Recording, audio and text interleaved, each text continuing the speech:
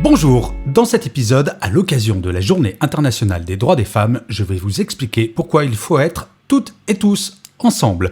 Je suis Gaël Châtelain-Berry, bienvenue sur mon podcast Happy Work, le podcast francophone le plus écouté sur le bien-être au travail. Alors, cela fait des années que je milite pour l'égalité femmes-hommes. À l'époque où j'étais manager, donc il y a quelques années maintenant, mais déjà je parlais d'égalité des salaires, je parlais de la lutte contre le sexisme au quotidien, je parlais de toutes ces choses qui sont encore malheureusement d'actualité aujourd'hui, même si les choses progressent. Mais à l'époque, cela me semblait naturel. Je ne voyais pas pourquoi dans une entreprise on faisait une différence en fonction du genre, de la sexualité, de la couleur de peau, de la religion, bref, j'ai toujours considéré que nous étions payés pour des cerveaux. Cela me semblait tout à fait logique. Depuis maintenant bientôt 8 ans, j'écris des articles aussi à ce sujet, je fais des podcasts, je fais des conférences sur l'égalité femmes-hommes, j'écris également des romans, mon dernier Soit un homme, ma fille parle exclusivement de ce sujet, et pourtant, depuis quelques années, je remarque une tendance qui m'inquiète vraiment. Et cette tendance, c'est la haine qu'un certain nombre de féministes ont envers les hommes. Une haine par principe. Si je suis un homme, je suis forcément une ordure. Bien entendu, je pense en premier à Alice Coffin qui déclare à qui veut bien l'entendre qu'elle ne lit plus ou n'écoute plus toute œuvre écrite par un homme. En fait, ça me fait un effet pour moi en tant que militant qui est à peu près l'équivalent de quelqu'un qui dirait à un jeune Allemand « Toi, t'es allemand ?» Je te parle pas parce que tes arrière-grands-parents ont vraiment été des ordures.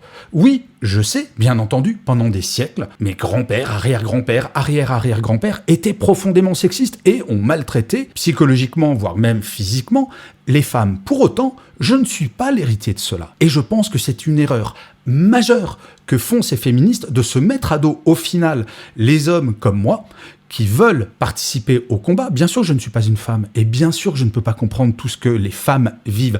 Cela étant dit, étant un tout petit peu empathique, faisant preuve d'un tout petit peu de bon sens, et travaillant sur ces sujets depuis un certain nombre d'années, je considère avoir une certaine forme de légitimité, et dans tout combat, c'est bien connu, plus il y a de soldats, plus la bataille sera gagnée rapidement. Je pense vraiment que le combat de l'égalité femmes-hommes sera gagné si tout le monde s'y met, et je vais vous expliquer pourquoi ? La première raison, c'est qu'aujourd'hui, la réalité, on peut le regretter, mais c'est un fait, c'est que la majeure partie des postes de pouvoir sont tenus par des hommes.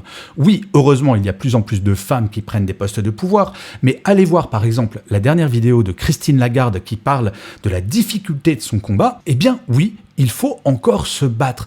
Et s'il y a des hommes de pouvoir qui veulent se mettre du côté de cet équilibre femmes-hommes, pourquoi les en décourager ? Au contraire, plus un homme de pouvoir sera moteur pour justement que dans son entreprise, par exemple, ou dans son ministère, il y ait une véritable égalité et qu'il participe au combat aux côtés des femmes, pourquoi lui reprocher de le faire ? Je ne comprends pas et je pense que c'est contre-productif. Plus certaines féministes vont dire que les hommes ne sont pas légitimes dans ce combat, moins ils vont rentrer dans le combat. Or, ces hommes de pouvoir vont pouvoir faire accélérer les choses de façon beaucoup plus significative. Donc, la première raison, c'est purement une question de logique sur analysons qui a le pouvoir aujourd'hui et qu'est-ce que nous voulons demain. Parce que je peux vous garantir que certains hommes de pouvoir, justement, qui peuvent avoir peur de cette égalité femmes-hommes, vont tout faire, à contrario, pour ralentir l'évolution. Il est donc fondamental de s'appuyer sur les hommes de pouvoir qui sont de bonne volonté. La deuxième raison, c'est que c'est un intérêt partagé. L'égalité femmes-hommes, ce n'est pas un cadeau que les hommes font aux femmes. Non, cette égalité, tout le monde y a intérêt. Je vais vous donner un seul exemple. Et cet exemple, je le donne très souvent à des hommes qui disent « Ah, mais ce combat, ça sert à rien. » Je leur dis « Mais écoutez, est-ce que vous êtes mariés ?» S'ils me répondent « Oui », je fais « Écoutez, si vous êtes mariés, vous avez probablement un compte commun. » Et là, ils me disent « Oui. Et alors ?» Eh bien, s'il y a l'égalité des salaires, cela veut dire que le foyer va gagner plus d'argent. Et donc, vous avez tout intérêt à militer pour l'égalité des salaires femmes-hommes, parce que ça va servir au foyer. Et là, bien souvent, ces hommes qui ne sont pas convaincus commencent à réfléchir, à dire « Ah mais c'est pas idiot ce que vous dites ». Et ça, au-delà de l'égalité des salaires, on peut parler également de l'égalité face à la garde des enfants. Bah oui, ça peut être agréable quand on est un homme de pouvoir passer du temps à la naissance d'un enfant, plus de temps qu'on ne le fait aujourd'hui. Comme en Suède par exemple, où c'est le couple qui décide de répartir une année de congé parental entre l'homme et la femme, comme le couple le décide. Bref, il y a un intérêt commun et intérêt qui est dégenré sur l'égalité femmes-hommes. Il faut s'enlever de la tête que c'est un combat uniquement pour donner des choses aux femmes, c'est juste pour rééquilibrer les choses de façon positive, où tout le monde, je dis bien tout le monde, y trouvera son avantage. Et enfin, la troisième raison, Est-ce que vous imaginez un monde où on n'arrête pas de se taper sur la tronche? Est-ce qu'on ne pourrait pas, à un moment, considérer que ces espèces de batailles d'arrière-garde, les femmes contre les hommes, ça appartient à un autre temps? J'ai participé il y a quelques années à un autre combat qui était le combat LGBT, pour les droits. Alors, à l'époque, on ne disait pas LGBT, on disait le droit des homosexuels. Et je peux vous garantir qu'en tant qu'hétérosexuel, au tout début, c'était un peu compliqué de se faire intégrer dans ces combats, mais très rapidement, il n'y a pas eu de « si t'es pas homo, t'as pas le droit de te combattre à nos côtés », bien entendu. Ce que l'on appelait à l'époque les gay-friendly étaient les bienvenus, parce qu'il fallait faire avancer ce combat. Et bien entendu que même si je ne suis pas homosexuel, je considère que je dois me battre pour ces droits.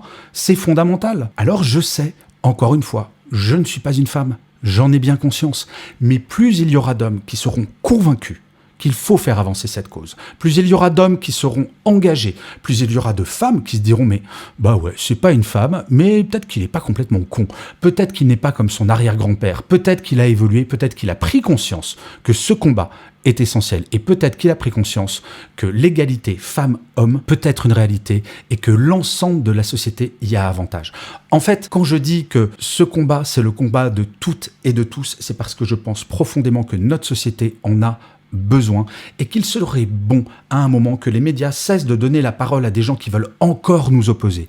Alors, à la question, est-ce qu'il existe encore des gros crétins sexistes et machos? Oui, bien entendu. Eh bien, moi, je suis prêt à aller les voir, comme je l'ai fait pendant toute ma carrière. Vous n'imaginez même pas, comme quand j'étais en entreprise, je l'ai fait un nombre de fois incalculable, d'aller voir des hommes pour leur dire « tu n'as pas le droit de parler comme ça », ou alors « tu dois faire évoluer la situation des salaires dans ton équipe parce qu'il n'est pas normal que les femmes soient payées moins cher ». Eh bien, ces hommes-là, ils ne sont pas inutile. Bref, vous l'aurez compris, je pense qu'à l'occasion de cette journée internationale des droits de la femme, il serait temps de considérer que ce combat est avant tout un combat pour l'être humain et que derrière ce combat-là, il y en a encore plein d'autres et que plus nous serons nombreux et nombreuses, au lieu de s'occuper uniquement des combats qui nous concernent directement, de s'occuper un petit peu de tous les combats en se disant c'est l'intérêt de l'humanité, eh bien je pense que ça irait beaucoup plus vite. Je vous remercie 1000 fois d'avoir écouté cet épisode de Happy Work ou de l'avoir regardé si vous êtes sur YouTube.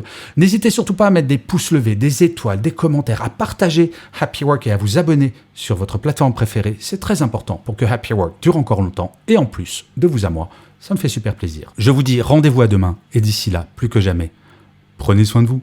Salut les amis.